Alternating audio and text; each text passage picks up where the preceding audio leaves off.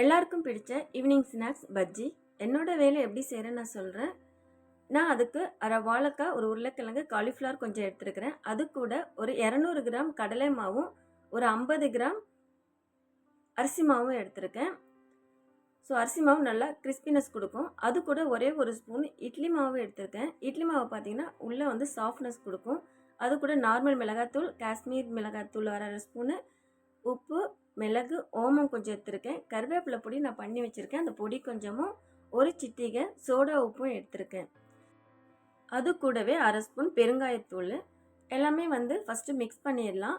நல்லா மிக்ஸ் பண்ணிவிட்டு அதுக்கப்புறம் தேவையான அளவு தண்ணி சேர்த்து நல்லா கெட்டியாக ஒரு இட்லி மாவு பதத்துக்கு முதல்ல கலக்கிக்கிங்க.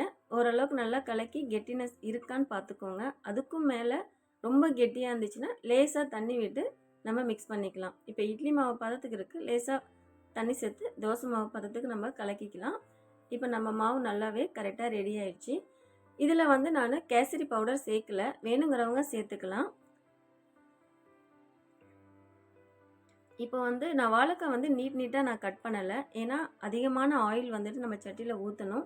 அந்த சூடான ஆயிலை வந்து ரொம்ப நாள் வச்சுருந்து யூஸ் பண்ணாலும் நல்லதில்லை. ஸோ நான் கொஞ்சமாக ஆயில் விடுறதுக்காக ரவுண்டாக எனக்கு இஷ்டம் போல் நான் கட் பண்ணிட்டேன். எண்ணெய் நல்லா சட்டியில் காஞ்சிச்சான்னு டெஸ்ட் பண்ணுறதுக்கு ஒரு சிட்டிகை வந்து மாவு விட்டு பார்த்திங்கன்னா எலும்பி டக்குன்னு வரும். ஸோ நம்ம மாவு எலும்பி நல்லா வந்துச்சுன்னா எண்ணெய் நல்லா காஞ்சிடுச்சின்னு அர்த்தம். தென் நம்ம எடுத்து வச்சுருக்கிற வெஜிடபிள்ஸை மாவில் அப்ளை பண்ணி எண்ணெயில் போட்டு பொரித்து எடுக்க வேண்டியதுதான். அந்த கருவேப்பிலை பொடி போட்டிருக்கறனால அந்த வாசனையே சூப்பராக இருக்குது. நீங்கள் எப்பயுமே கருவேப்பிலை நிறையா இருந்துச்சுன்னா ஜஸ்ட்டு நிழலில் உலர்த்திட்டு மிக்சியில் அடித்து ஒரு பாக்ஸில் வச்சிங்கன்னா இந்த மாதிரி ஸ்நாக்ஸ் பண்ணும்போது அதில் ஒரு சிட்டிகை வந்து சேர்த்துருங்க. ஏன்னா பசங்க எடுத்து தூக்கி போட்டுருவாங்க. இந்த மாதிரி ஸ்நாக்ஸில் எப்படி பவுடராக ஆக்கி நம்ம சேர்த்து வைக்கும்போது சாப்பிட்ருவாங்க. சேர்த்து செய்யும்போது சாப்பிட்ருவாங்க. அவங்களுக்கு உடம்புக்கும் நல்லது, டேஸ்ட்டும் நல்லாயிருக்கும். இதில் இட்லி மாவு சேர்த்துருக்கிறது பார்த்திங்கன்னா உள்ளே நல்லா சாஃப்ட்னஸ் இருக்கும், மேலே கிறிஸ்பினஸ் இருக்கும். அந்த கடையிலாம் வாங்கினோன்னா கொஞ்சம் மெத்துன்னு உள்ளே இருக்கும் பார்த்தீங்களா, அந்த மாதிரியே இருக்கும். ஜஸ்ட் ட்ரை பண்ணி பாருங்கள். கலர் போட்டிருந்தோம்னா கொஞ்சம் ஆரஞ்சு கலர் கொடுத்துருக்கும். நான் கலர் சேர்க்கலை, அதனால் நமக்கு நார்மல் கலர் தான் இருக்குது. ஆனால் இதுவே நல்லாயிருக்கும், டேஸ்ட்டாகவும் இருக்கும். கலர் மேக்ஸிமம் நம்ம சேர்க்காமல் பண்ணுறது நல்லது தான், பார்வைக்காக தான் அது நல்லாயிருக்குமே தவிர ஹெல்த்துக்கு நல்லது இல்லை.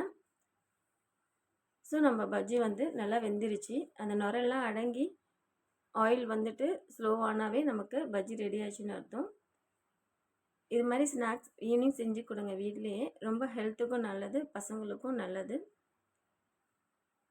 வெளியில் வாங்கி சாப்பிட்ணுன்னு கேட்கவும் மாட்டாங்க நம்ம வீட்டில் செஞ்சிட்டோம்னா. அது கூட சட்னி, நான் வந்து கதம்ப சட்னி வீட்டில் இருந்தது, நான் அதை யூஸ் பண்ணிக்கிட்டேன். இதுக்கு தேங்காய் சட்னி, தக்காளி சட்னி எல்லாமே நல்லாயிருக்கும்.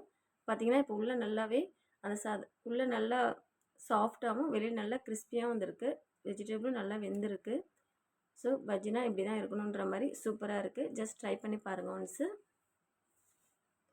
எப்போ நம்ம பஜ்ஜி செஞ்சாலும் கடைசியில் இருக்கிற மாவில் துளி துளியாக நம்ம போடுவோம் பார்த்தீங்களா, அந்த கிறிஸ்பினஸ், அந்த பூந்தி வரும் இல்லையா, அதுக்கு கண்டிப்பாக எல்லா வீட்லேயும் ஒரு போட்டி நடக்கும். எங்கள் வீட்லேயும் நடக்கும். தேங்க்ஸ்.